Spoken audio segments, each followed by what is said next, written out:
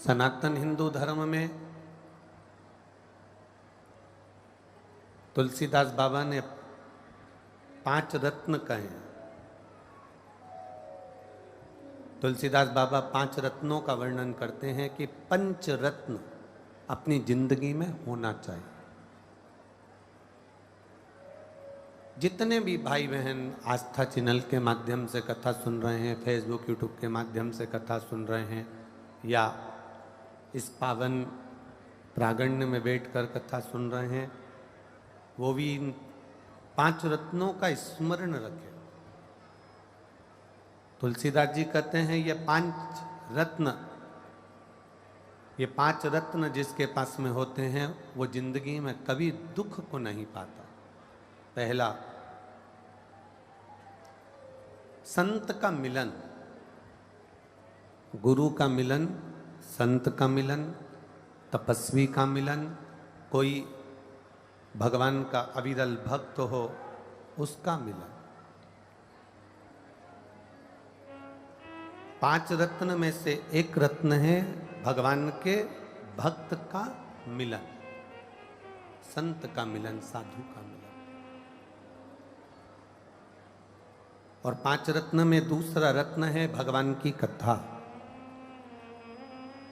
चाहे तुम राम जी की कथा सुनो, चाहे तुम शिव जी की कथा सुनो, चाहे तुम कृष्ण की कथा सुनो, अगर आप भगवान की कथा में रमे हुए हो, शिव कथा में रमे हुए हो, तो समझ लेना 5 रत्न में से एक रत्न आपके पास में है, हरि की कथा, प्रभु की कथा, भगवान की कथा। एक रत्न तुम्हारे पास है। थोड़ा प्रेशर बढ़ा। 5 रत्न में से दूसरा जो रत्न है वो है हरि कथा, प्रभु की कथा। और शिव महापुराण की कथा कहती है तीसरे नंबर का जो रत्न है वो है दया करना।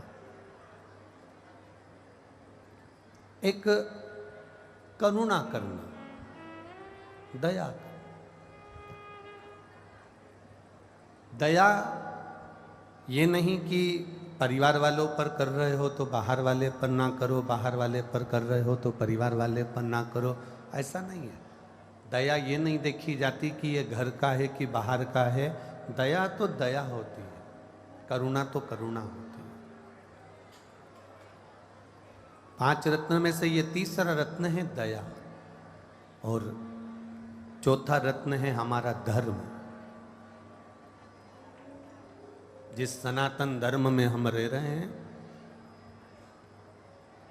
उस धर्म में हम क्या अच्छा कर जाएं,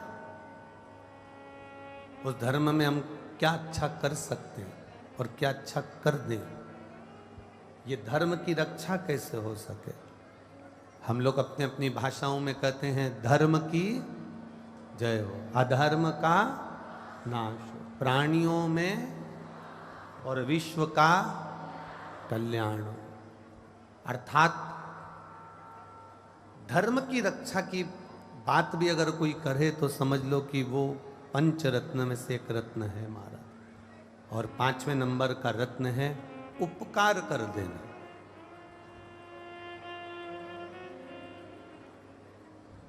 किसी पर कुछ उपकार कर दिया, एहसान कर दिया, कोई उनका कार्य कर दिया, किसी को आपने कुछ अच्छा कर दिया, उसके बाद में ये मत सोचना कि ये हमारे लिए कुछ करेगा।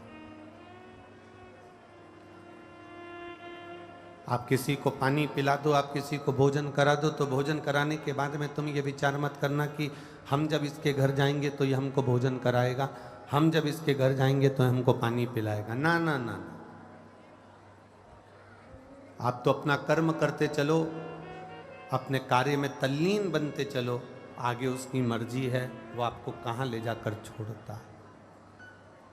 5 रत्न में तुलसीदास जी लिखते हैं 5वें नंबर का रत्न है उपकार कर देना। और उपकार कर कर, किसी का कार्य कर कर, उपकार कर कर छोड़ देना कि अब आगे उसकी मर्जी, आगे उसका मन, आगे उसकी मर्जी है। ये उपकार करने के बाद में छोड़ दिया। परशु महापुराण की कथा कहती है कि जो ये पंच रत्न है, इन पंच रत्न में सबसे प्रबल रत्न कौन सा है? तो कहा इन पंच रत्न में सबसे प्रबल रत्न है किसी संत सतगुरु का, किसी शिव भक्त का, किसी राम भक्त का, किसी कृष्ण भक्त का आपसे मिलन हो जाना। और दूसरा रत्न भारी है भगवान शंकर की कथा को श्रवण कर लेना, भगवान की भक्ति को श्रवण कर लेना। ये बहुत कठिन है।